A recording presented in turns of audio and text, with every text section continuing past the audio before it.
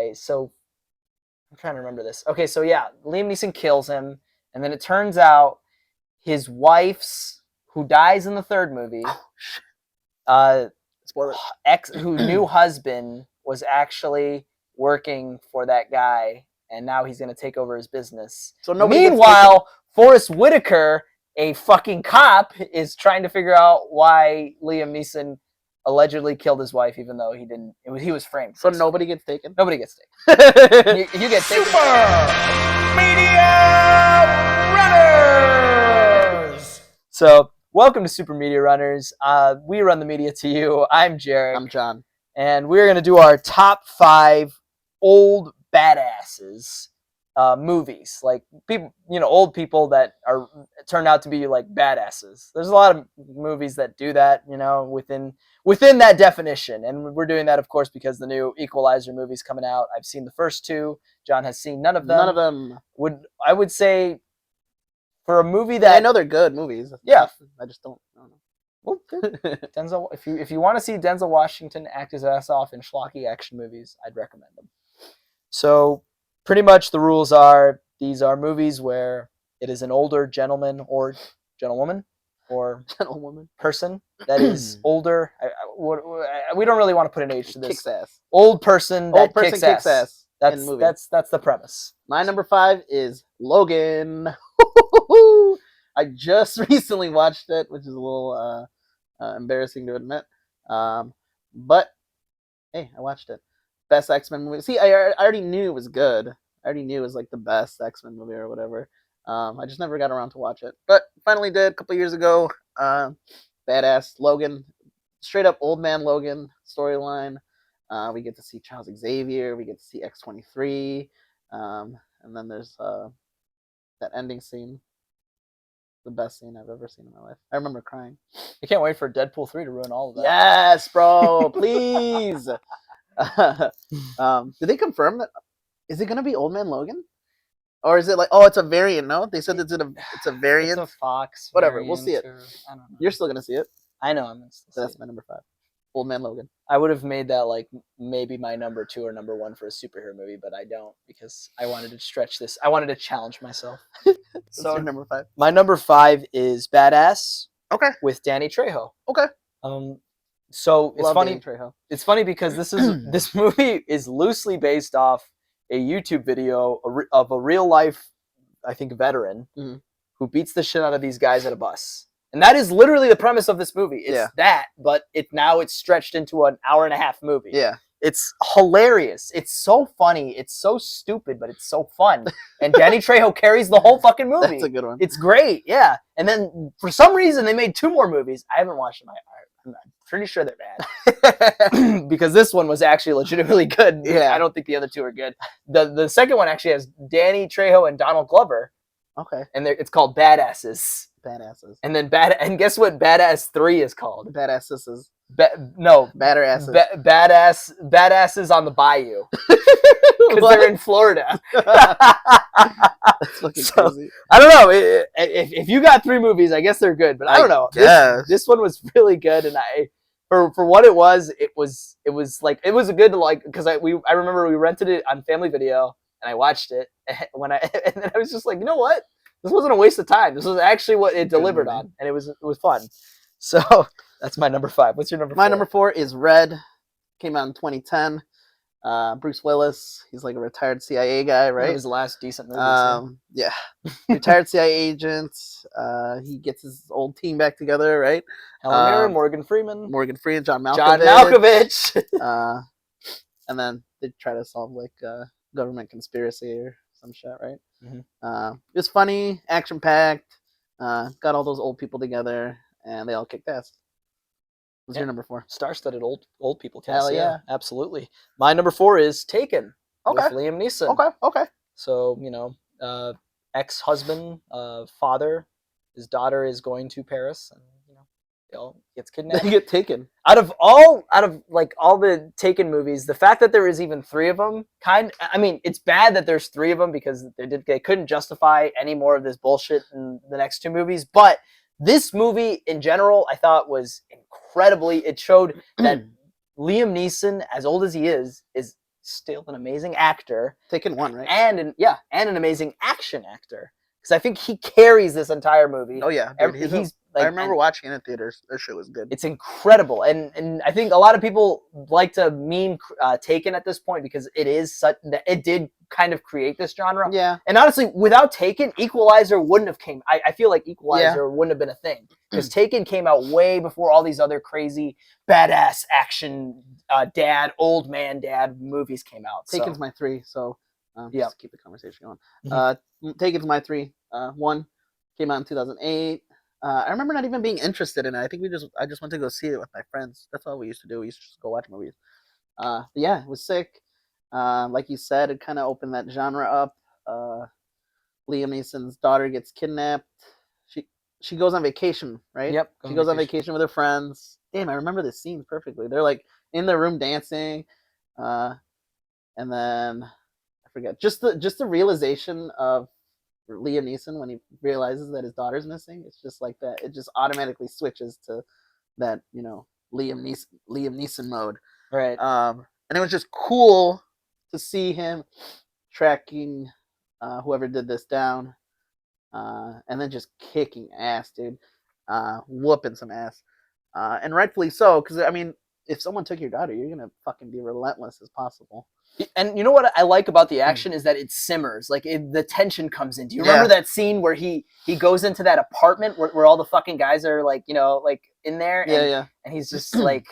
He pretends to be like a fucking cologne salesman or some shit. And he's like in his head, he's thinking, all right, this guy's here, and then he fucking he cleans the fucking house up, gets one of the guys, tortures him in the fucking basement of the hotel, and he makes this homemade torture device too, to electrocute him, and it's fucking incredible. Like, just stuff like that, tension. This was like an indie action film with Liam Neeson, and they just said, fuck it, be a badass. Or like when the daughter's hiding. Hell yes. Under the bed. Yes. And you can just see the feet. Yeah. That shit was great. So there's so much tension and action in a movie, and it was just all led by Liam Neeson. Yep. And I think he's a beast. It's incredible. So my number 3, Harry Brown.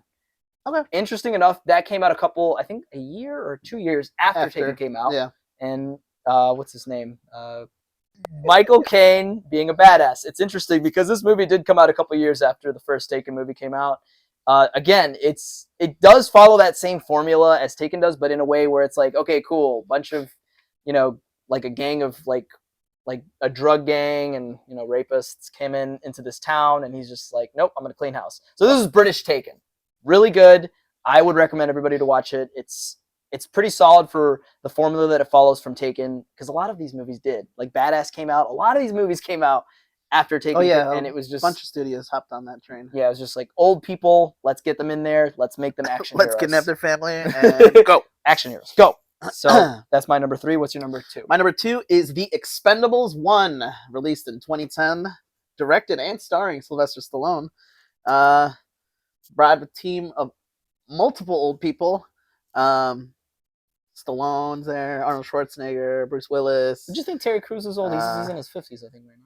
Yeah, I mean, Sylvester Stallone and Arnold Schwarzenegger are old. Bruce Willis is old as hell. But yeah, they go on this dangerous mission to go kill a dictator or something like that.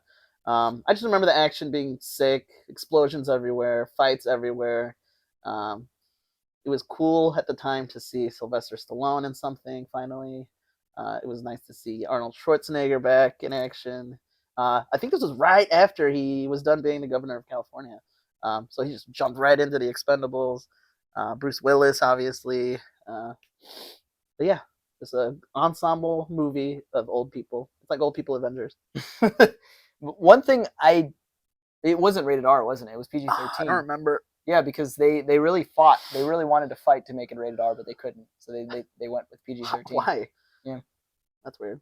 Right. It was Stallone's movie. Interesting that, because then the next after that, 2 and 3. I've never seen 2 and 3.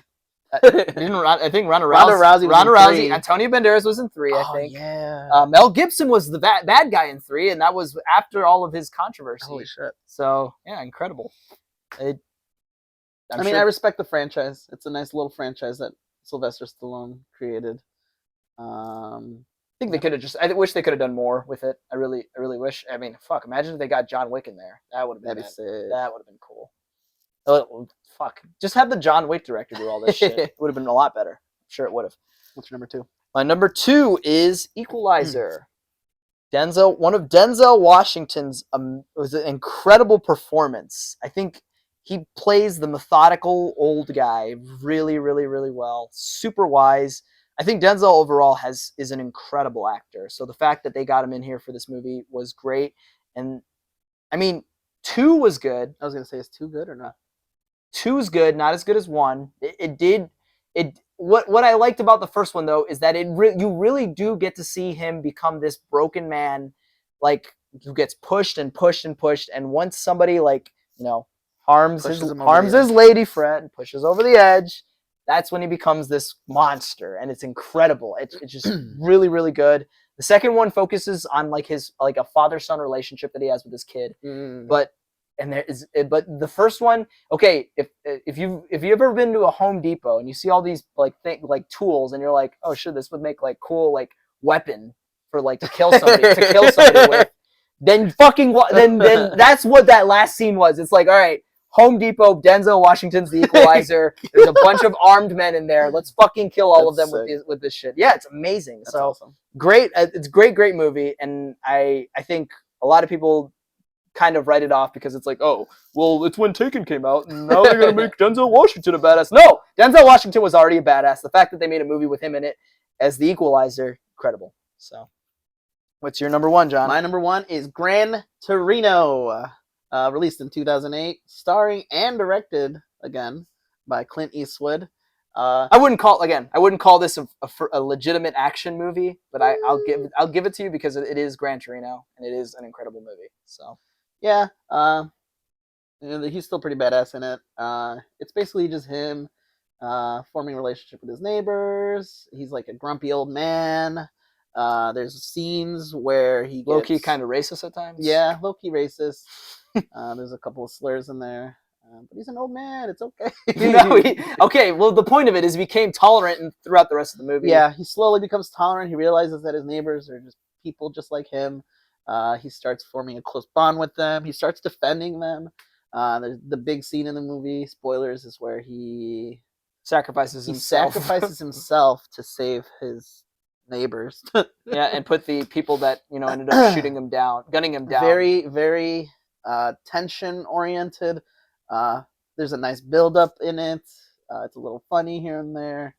But all in all, Clint Eastwood ultimately kicks ass.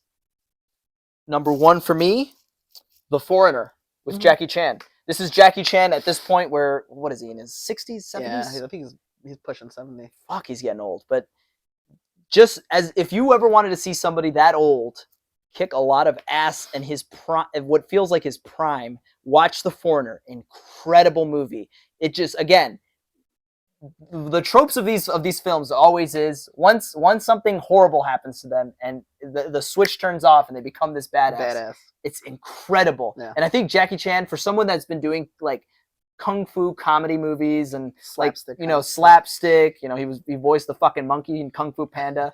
He's voicing Splinter in TMNT.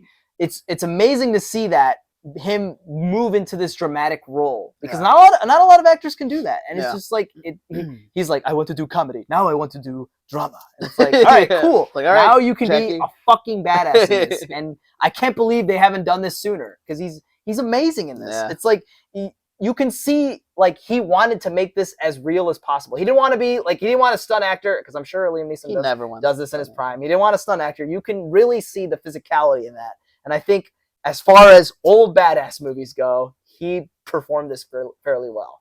And I recommend everybody go see The Foreigner. Fuck, I don't think it's on Netflix anymore. Now I want to go watch it again. Damn it. Soundtrack's incredible. Action scenes are incredible.